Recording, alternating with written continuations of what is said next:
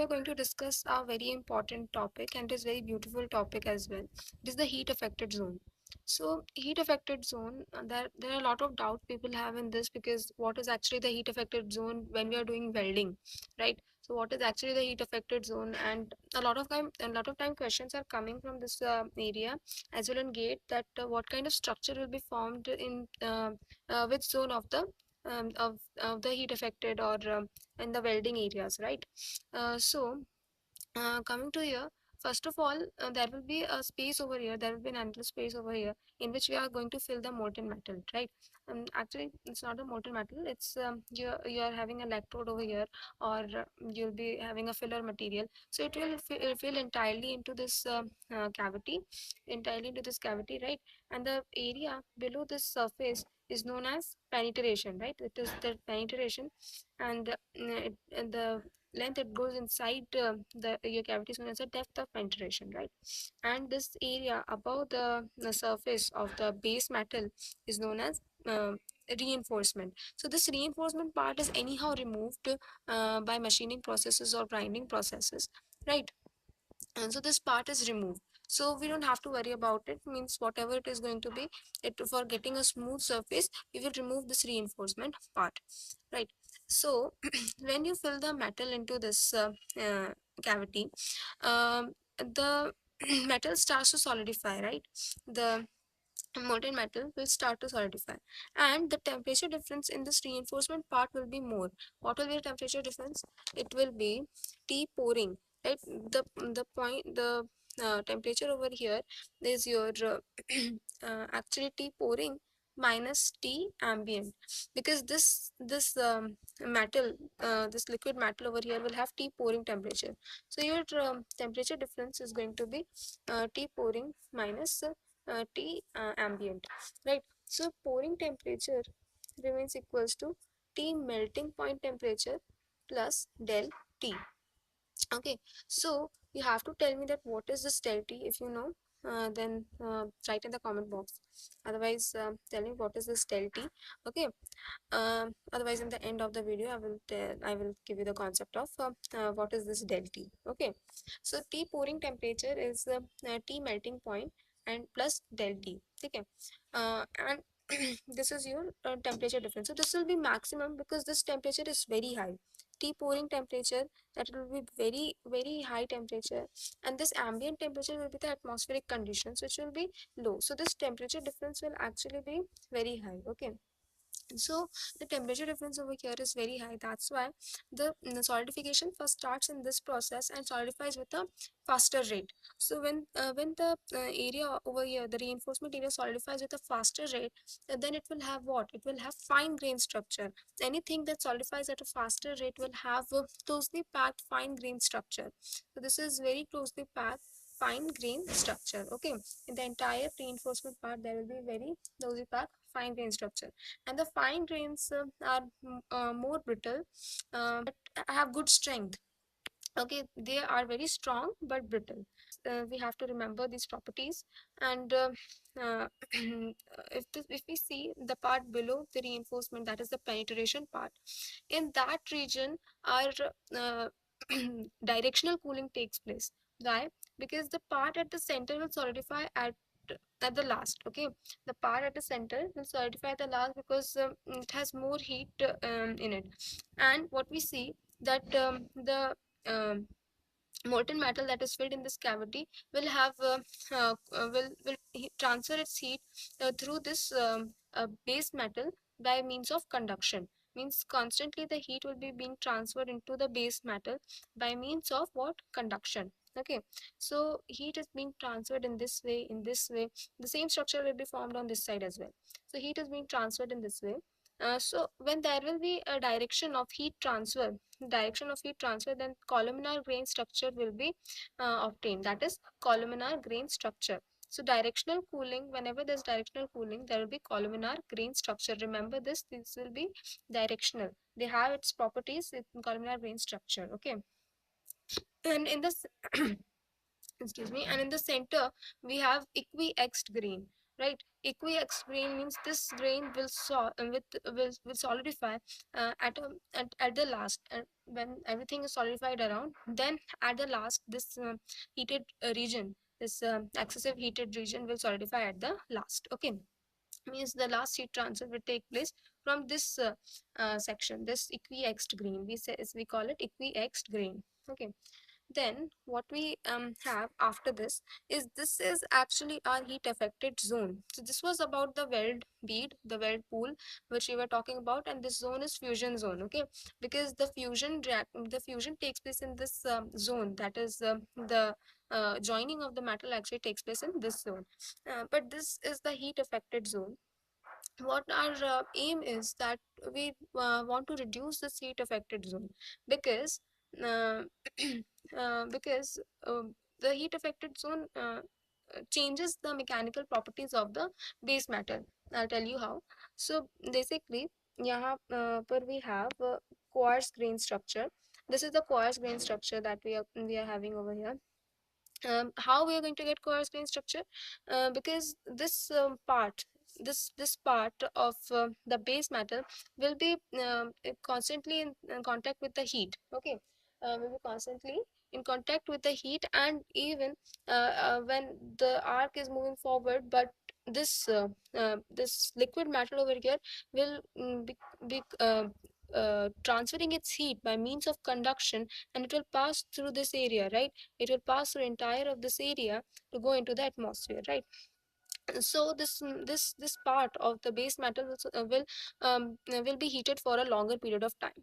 So when things are heated for a longer period of time, means they don't solidify at a faster rate, then there will be quartz grain structure.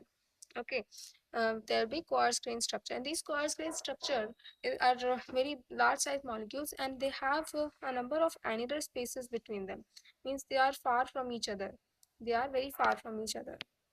So that's the thing that we get over here, the quartz grain structure in this region, quartz grain structure. Okay, and then again over here, uh, here what is the temperature? Here will be the ambient temperature. Okay, the ambient temperature, and over here there will be the kind of at high temperature, not exactly the pouring temperature, but definitely is this side there will be a high temperature. In after this zone, it will be the ambient temperature. So again, the temperature difference in this region is very high, as it is the T pouring, or say T a bit high temperature, and then T ambient. So the temperature difference is high. Again, we are going to get fine grain structure, the same case as we got here. So it's the fine grain structure, and the annular spaces between them will be very less. So this is the entire concept. So we are going to get to fine grain structure over here.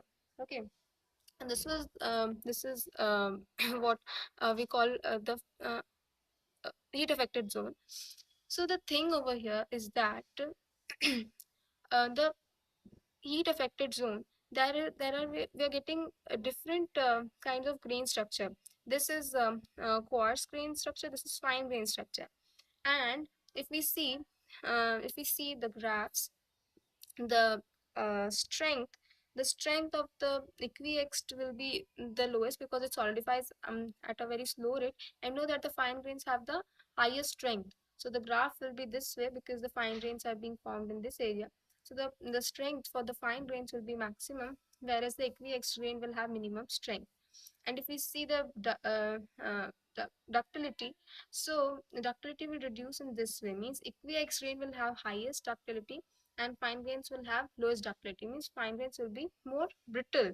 Okay, fine grains will be more brittle. So in this way, in the properties are constantly changing throughout the base metal, which we don't want, because if the properties will be changing, we will not be able to get the desired mechanical properties, or say we cannot make use of it in the desired way. So to avoid actually this heat affected zone, we cannot avoid the heat affected zone, but we can go for some processes so as to get the mechanical properties evenly distributed throughout the base metal. And these are the heat treatment. We go for the heat treatment of the base metal, and that is quenching or other processes that we use for the heat treatment, right? So by heat treatment, we can get the desired uniform mechanical properties throughout the base metal. Getting my point? So that's the thing. And yeah, one more thing. that the area, if suppose the weld piece is the base metal is very long, so the area after this, what will be the grain structure over here? So the grain structure over here, since there is very less heat over here, but still some heat will be being transferred from that point to through the method of conduction, but very less heat will be in this area. So it will be in contact with the ambient temperature, so we can say that its cooling rate will be very faster. So there will be very micro grain structure, even finer than the fine grain structure. There will be micro grain structure, and this micro grain structure is known as what? Exactly, it's known as Martin-Cytic structure. Okay, there are various structures that we get in a in a material. So we study that in what material science, right? So material science is a subject, and study it entirely in that subject. So micrograin structure we're going to get in this and this area, and that is known as what? Martin-Cytic structure. Okay, so we have to remember these much points. And yeah, so as I asked about this, the del T, what is this del T? So actually this temperature, we heat the weld pool or the molten metal to pouring temperature, and that remains equal to the melting point plus del T. The question comes over here that why not we heat it up to the melting point only? Because we only want the melting point temperature over here. But no, that's not the case. We heat it to a higher temperature that is more than the melting point temperature. Some extra, this is known as a degree of superheat.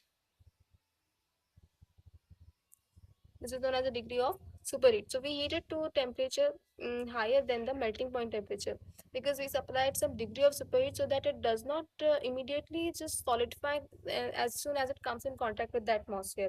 After coming out from the furnace, that this in case of casting I'm talking, right? In case of casting, when it is coming out from the furnace and we are making it reach to the cast or whatever it is, right, where you have to fill the molten metal, so there will be some heat transfer taking place in the middle of it. So there will be some heat losses. So we don't want, if there will be, if we'll heat only up to the melting temperature, and there will be heat losses taking place, then the molten metal will start to solidify from that instant movement. Okay, from that instant. So we don't want this, we want it to be molten until it occupies the shape of the cast or so. So in that way we have to supply extra degree of superheat so as to compensate for the heat losses, or we can say it's a factor of safety. Okay, and that's the thing. And in case of welding, why we have to give it? Because the arc will be formed, and it will we want uh, the the metal coming from the electrode, or say the filler material, to occupy the accurate shape of the entire cavity what we have made. Entire cavity wanted to acquire the entire shape of this, right? So and we want it to solidify with a constant rate. So we have to provide this degree of superheat so that the heat transfer can remain constant throughout it. And exactly after coming to this base matter, the temperature will be T ambient minus T melting, so it will solidify with a quicker rate. And we do not want, because that structure will become very hard and brittle. That entire structure will become very hard and brittle, and the weakest part of this entire base metal will become the weld piece, which we don't want to happen. In fact, in welding, the the welded zone, that is the weld bead, is having more strength, is having higher strength, or strength equal to the base metal. So that's the entire concept of this heat affected zone. It is very beautiful and very easily understandable. If you have any doubt related to the video, or any doubt from any of the subject of the entire mechanical engineering, whether it is your college semester syllabus doubt, or gate exam or ESC exam questions, so you can ask them to me, whether theory or numerical or any other concept. I will personally answer your questions, and you can drop your question in the comment box, or you can email it to me, as I have given my email address in the description. So please feel free to ask your questions.